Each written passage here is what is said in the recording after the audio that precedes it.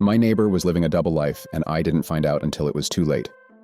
I used to live in a small suburban neighborhood. It was the type of place where everyone knew each other and things were pretty quiet.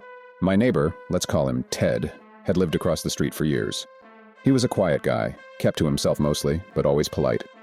We'd wave when we saw each other, sometimes exchange a few words about the weather or the lawn, but nothing more. He seemed harmless. One day I noticed something odd. Ted had been gone for a while. His house was dark and his car wasn't in the driveway. At first I didn't think much of it. People travel, but then his house started looking a little abandoned. There was no sign of him, and I thought, maybe he'd just moved away without telling anyone. But I realized I had never even seen his family. He didn't seem like a family guy, just him and his house. Then one day I heard sirens, a lot of them. Police cars, ambulances, fire trucks. The whole street was blocked off. Curiosity got the best of me, and I walked outside to see what was going on. I overheard some neighbors talking, but no one really knew what was happening. They were just as confused as I was. The next day I found out that Ted had been arrested.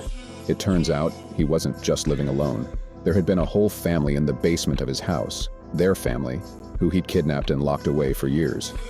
The police found a hidden room with multiple people inside, all of whom had been living in horrendous conditions.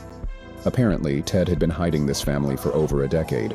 It was later revealed that Ted had been using aliases, and he was actually a wanted criminal. He had orchestrated this entire life, pretending to be a normal neighbor. The people he had kidnapped weren't just random strangers either. One of them was his own niece, whom he had taken when she was a child. But here's the part that really shook me. In all those years of seeing him every single day, I never noticed anything strange. He was always so calm, so ordinary. It was impossible to tell what was happening behind those walls.